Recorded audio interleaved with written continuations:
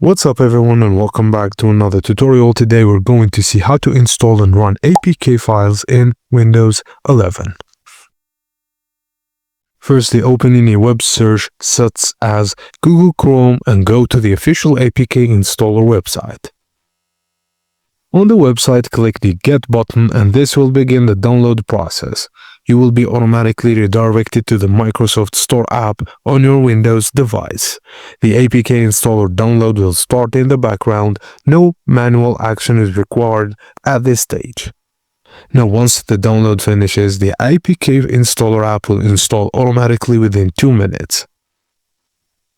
Open it and then know that this tool works with the latest version of Microsoft Store and Windows subsystem for Android. Inside APK installer, click Open APK file and then select the Android game or app you want to install. This app may also show recommended APKs that are normally available only on the Google Play Store. The dialog box will appear asking the file name and location. Just select the APK file and click Open.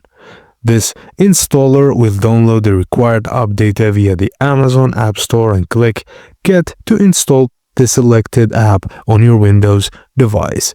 And that's it guys, as simple as that. Thank you for watching and please don't forget to like and subscribe for more.